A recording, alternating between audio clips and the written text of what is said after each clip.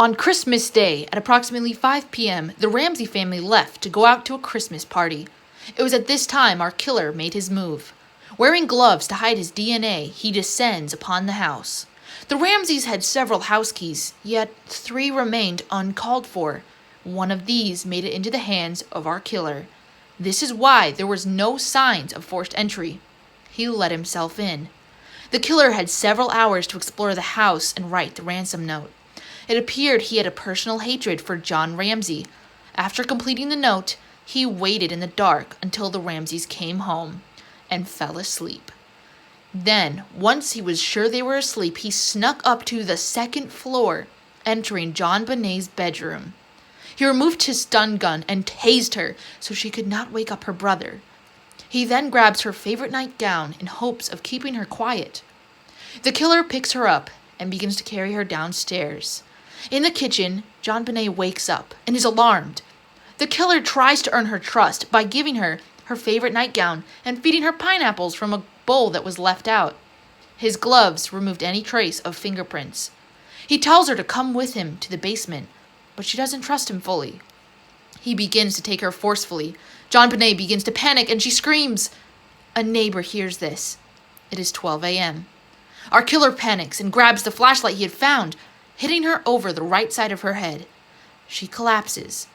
The killer takes her downstairs, in which she will never come up from alive again. Things have escalated and the mentally damaged killer begins to panic.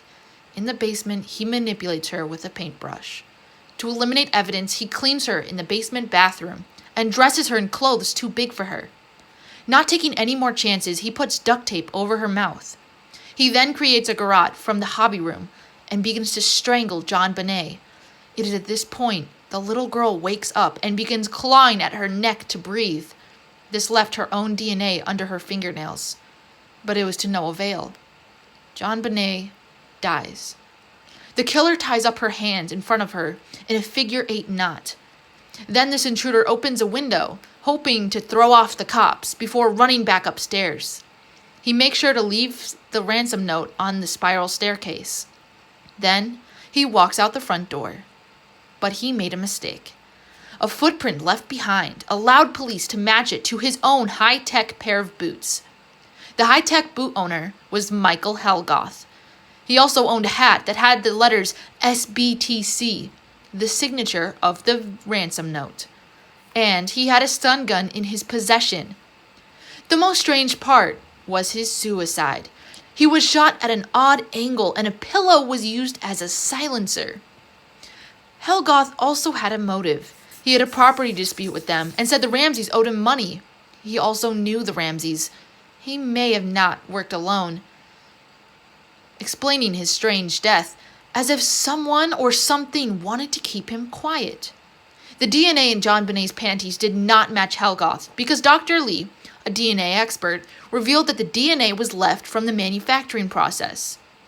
This is, however, only a theory.